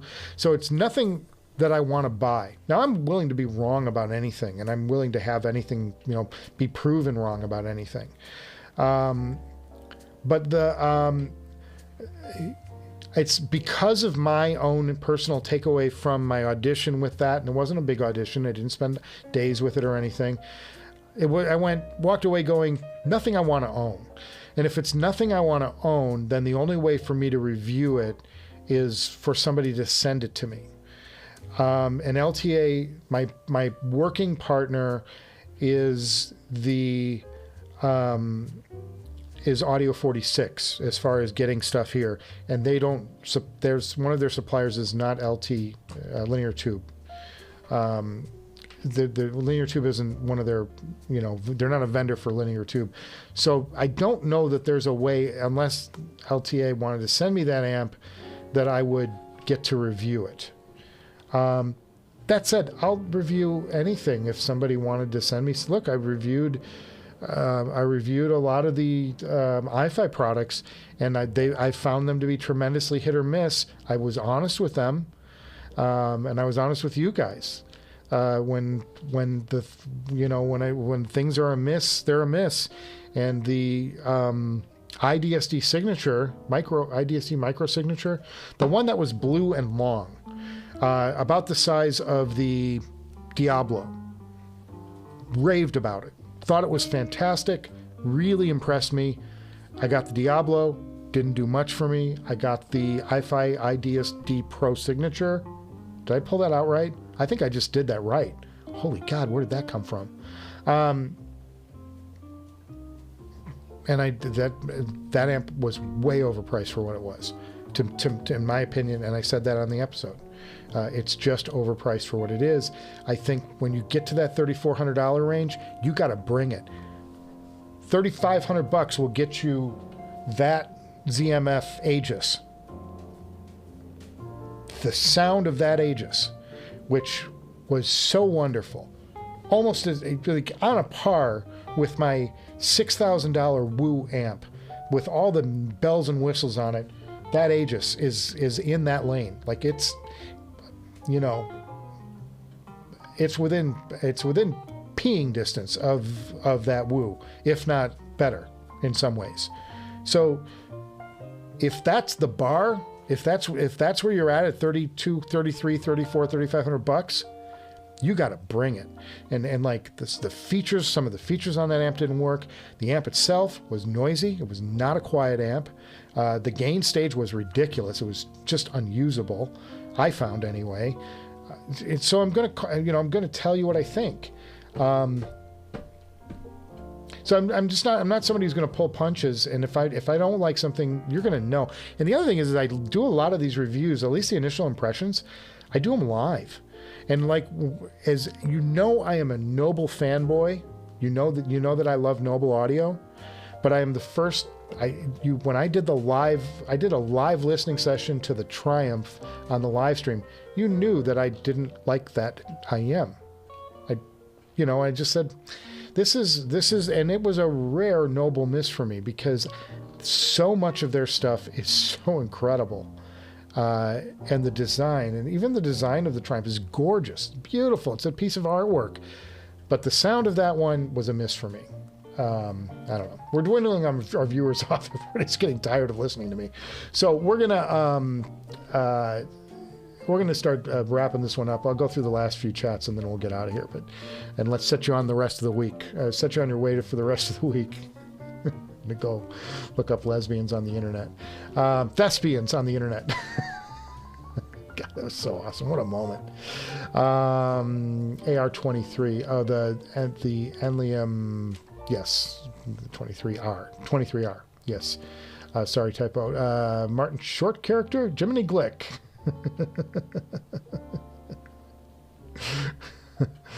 I haven't seen enough of that, but that's that Martin Short character, I know, but I gotta watch that. I hope I'm not as fat as I think. If it's that guy I'm thinking of, it's like, boy, I really do need to go do some laps around the neighborhood and work off some weight. Yes, his name is Lucas. We're talking about the guy that he sold the amp to. Nephilim says, I guess Ray Samuels was a tube. He'd be a January military spec. Yes. Nephilim says, very cool, Neil. He's a happy guy, loves the amp. Then we get into the lesbian comment. And Neil's going to send us 2 tickets to his stand-up act. I can't wait, man. Nephilim spent all his money on joining Michael's Patreon. Nephilim. Oh, man, that's great, man. That's great. We do have fun over there on that side. We got a July hangout. Probably going to come after, because of the 4th of July. It'll probably come a little later in the month, but I haven't decided who I can book for that. And maybe it's the return of Ray. Maybe we can ask him more formed questions now that I've spent time with the amp that he was describing to us in Last Hangover. Maybe he'll come back and do an episode for us. That would be great, because I think the cool thing is that I think there's a lot more questions out there about Ray and about his decision to do this amp. That would be great. And then I know that there were questions that that Ken had. I don't know if Ken's still here. A lot of people dropped off. I'm just watching the viewer count go. But there were questions that Ken had that never got answered last time. So maybe it would be great to have him on and maybe go through that stuff again. He would happily do it. He's such a great guy. But I would have to do it on a Sunday morning, because Saturday is his church day. Which is really cool too. That's a whole other thing. Neil says, funny, he bought a Z10E, but he returned it. Oh, there we go. Well, that's interesting. So, Neil, we're hearing the same thing then. That's great. I'm glad to get confirmation on what I was like hearing, like it wasn't for you. That was kind of my takeaway too. So I'm not, like I said, I have no, look, maybe I could be proven wrong. If I get that thing in here and really play with it. Maybe there's things going on in the gain stage of where I was listening to it to. It wasn't quite, ideal for what the amp setup is. There's always possibilities like that, but, I have to make decisions on what I'm going to spend my money on, because I don't have unlimited funds, unfortunately, as this Ray Samuels thing is pointing out to me, and Neil on every turn. He says he just signed up for my Patreon at the $50 level. Neil, you need to sign up to it at the $12,500 level just for a month. Did I put in did I forget to put that as an option on my Patreon page? And Neil, yeah, you've really had a great gambit. You're a great source to sort of bounce ideas off of and stuff. And I always appreciate you commenting, because you've had a lot of these products, and that's great. That's great. Care to offer any further comments on my experience with the Aegis and the Caldera? Mark, I will just tell you that I got you with the 12,500. Damn, I'm gonna go make that an option on the Patreon page tonight.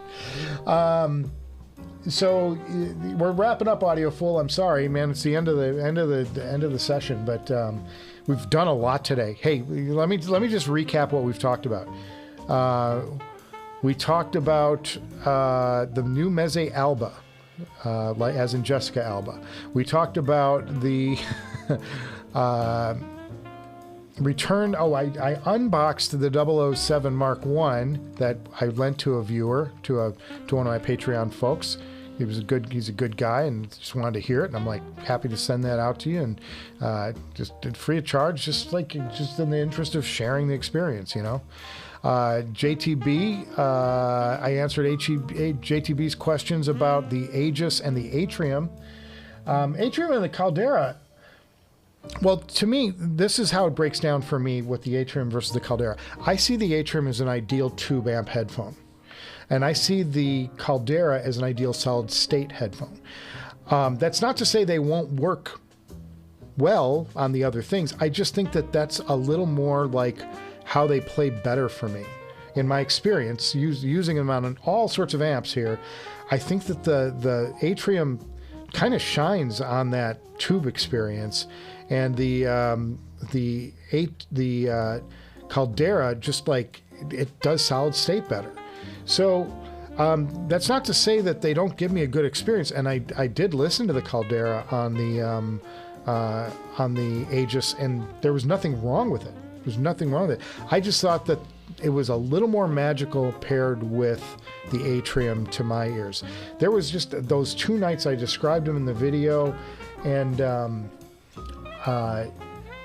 man, I spent those 2 nights, and they were so much. I just was like having the best night ever. Sitting back, I had my feet up. I was like relaxed. I was in a chilled, zone out mood. I wasn't stoned. I don't do drugs. But it was like almost a trance. That Lana Del Rey night was just so amazing. And then I came back and I did REM the next night because they've been all over the news. We talked about it last week with them getting into the Songwriting Hall of Fame, and I watched a bunch of videos on them. And I really wanted to go listen through those first records because I love them so much. Heard them 1,000 times. The Lana Del Rey, I hadn't heard a lot of the music before. It's just really cool. And the Atrium with that Aegis, and then the look of those two side by sides, it was like synergy of another level. And I thought that the Caldera brought out a lot more detail from a tube amp than I've heard, and that's certainly a positive. I just don't think the overall experience gave me that, like, it just wasn't quite the Atrium experience. Still very good, and it's great. The thing about the Caldera that's so awesome is they're so efficient. You can drive just like the Atrium. You can drive them with pretty much anything. The Atrium's a little trickier because it's a 300 ohm headphone, whereas the Caldera I think is like a 30 ohm headphone, I think, something like that. I have to look it up. I don't have the exact number. Don't quote me on that, fellas.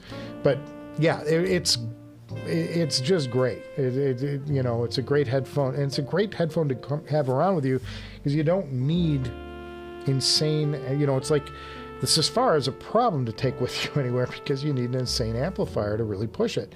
The Caldera, it's like, yeah, dongle deck, fine. Yeah, you could drive them. If you marry some kind of thing out of this thing, you're pretty much good. The Caldera will do it. It's just great. And I love the one thing I would, I say 2 things about about ZMF stuff. Sorry, I'm tearing stuff up here. And I said this in the video. Get a suede pad for these. I use the Caldera suede, but pick a suede pad. Any suede pad is going to kind of do the same business on these. Get a suede pad for the Atrium. And the Caldera, I love that little mod that we did. The mod that we did on the live stream. That was frickin' special. And it's really revived the taking just a little layer of peakiness out of the Caldera, and I love it. I just think it's fantastic. So there you go. Last couple guys, and we're going to get out of here. I swear, we're going to get off the air. It's 5:21. Oh my God, we've done 2-hour stream today. Who are we? I don't do this. I do an hour. This was so much fun today. And I'm glad we had a huge agenda. This was a great live stream. And you guys gave really informed and clever comments in the chat today. So I appreciate that too.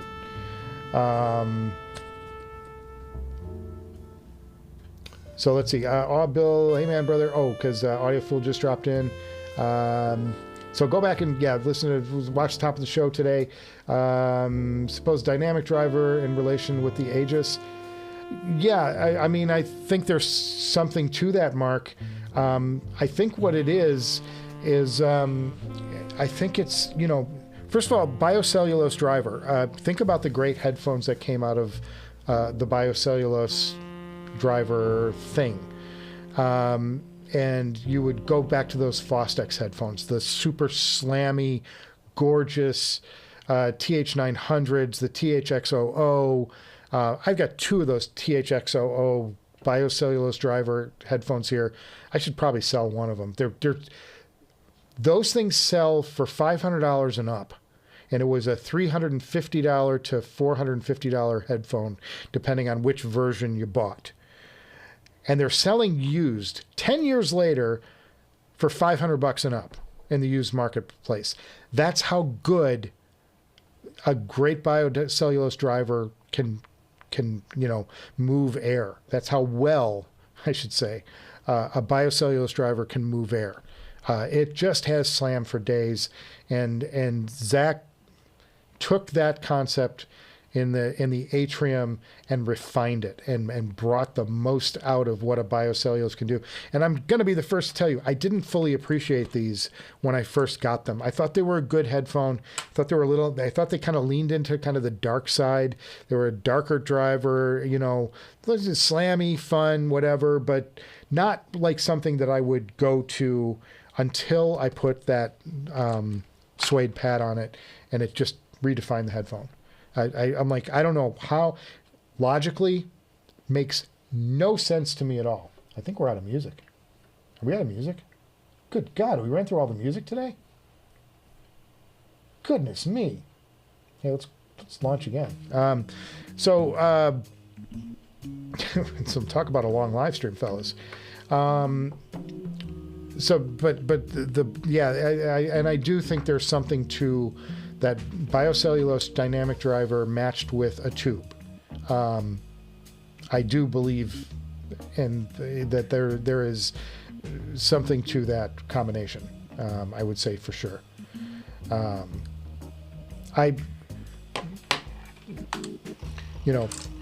only thing left to knock Zach on in this headphone is this little thing right here.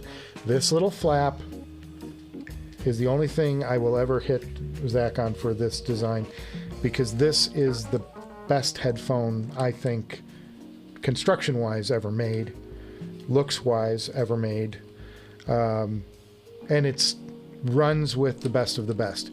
I still, push comes to shove, I still think the Susvara is probably the best damn headphone in the world.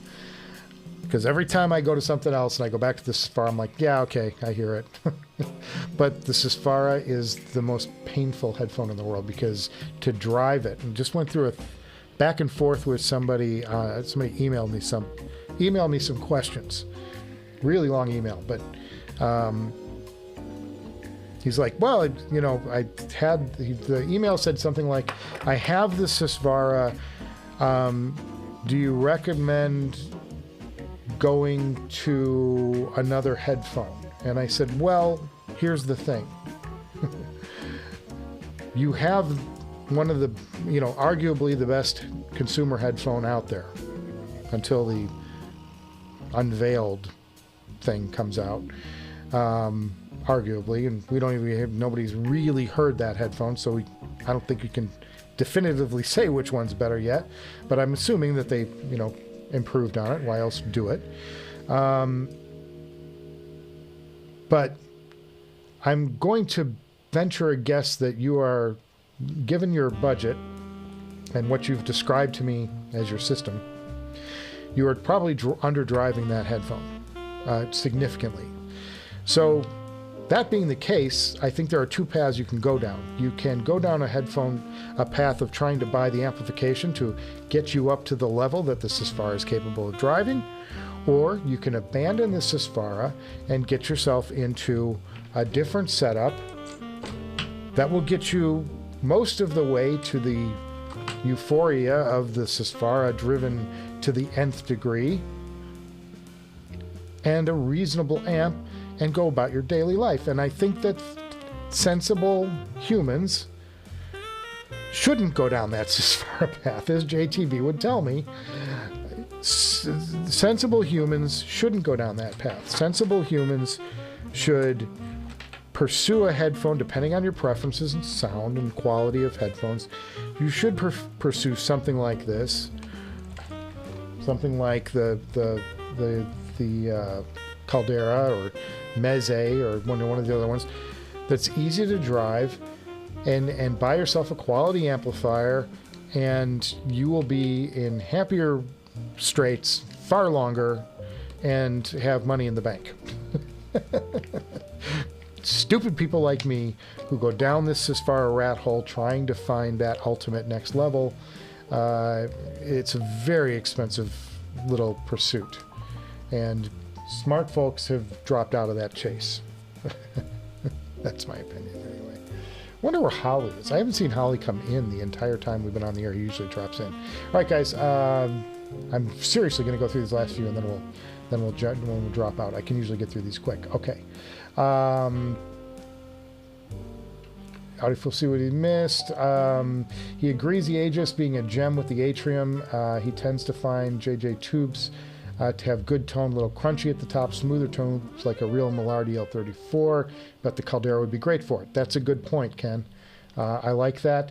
Thanks for the feedback on this Atrium or Meze Empyrean 2 to complement an HD-800S. I haven't heard the Empyrean 2, so Kel, I can't comment on that. The HD-800S has the stage. That's what you're buying the HD-800 for. I'm going to guess the Meze Empyrean 2 would be more of the yang to the HD-800's yin. But I haven't heard the headphones, so I can't give you a formed opinion. And I'm going to tell you, I'm going to tell you point blank if I haven't heard something. I don't venture guesses very often. So my uninformed opinion is the Meze Empyrean 2 would be probably a better thing. God, that Atrium. I wish it was easier to try ZMF headphones. Nephilim, place a call. You can call over there. Refer to, tell them who you are. Sorry, Ali BAG, I don't have to pee. I just have I have a bouncy leg, and sometimes it shows off on camera. Sorry. I don't have to pee. Unless you're just trolling me, which is entirely possible too. You're probably one of the guys who wrote the thing in the comments on the video. Which we were talking about taking the poop in the room and walking away. But the sensible thing being an audiophile. Nephilim, last thing, and then we'll go. But what is sensible is being an audiophile. Many people think we're all nuts and couldn't care a less. Best hobby in the world. Thank you, gents. I think it comes, for me, it comes down to music and my love of music. And that's the ultimate thing, I think, the ultimate reason to do a headphone show, because we too often get lost in the digits and the tech and the cable and the driver and the type of driver, and is it electrostatic, is it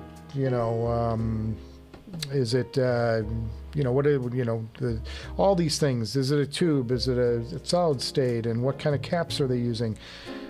There's something to that old cartoon that we see that says, audiophiles buy music to listen to their headphones, whereas most people buy headphones to listen to their music. And I think that there is something to that meme part of the time. And it's part of why I draw it back and I make sure that we are plugging music on the show, because the music at the end of the day is what it's about for me. It's getting these experiences that through music make me feel something, and make me feel something interesting, like different, or make me feel a certain way, or make me emotional, make me cry, make me laugh, make me whatever. And a good headphone with the right system can draw that emotion out in greater ways. And I think that's what we're ultimately, I think most of us who are here are into that. And it's not about, I have the $12,500 headphone amp, and nope, I'm going to have the $17,000 headphone amp. Oh, I'm going to go out and buy me a, just to best everybody, to one up, the one up game. I think it's just about connecting to the music for me, and we relay all that stuff. Anyway, all right, guys, that was a long ass session, but one of my favorite live streams ever. I gotta say. I really, the 8,000 made him cry last week. See, Nephilim cries. We all cry down here. No, I want to thank you guys for stopping by today. Tip your waiters and waitresses on your way out the door. Make sure you hit the thumbs up thingy, because I never ask anybody to do that. And there's 20 of you here. You can get 20 clicks. If y'all do it right now, spend that calorie. But yeah, thanks guys for stopping by today, and make sure you recycle those cans and bottles. And yeah, I'm gonna see you guys.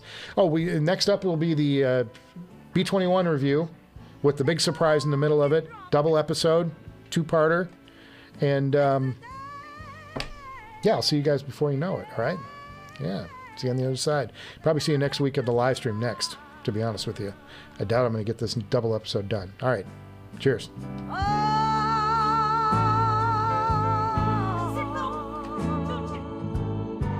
the headphones down. Cause it's headphone king. Cause it's time for happy hour, people. Hey, hey.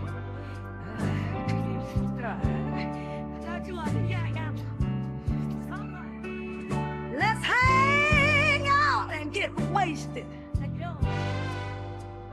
at the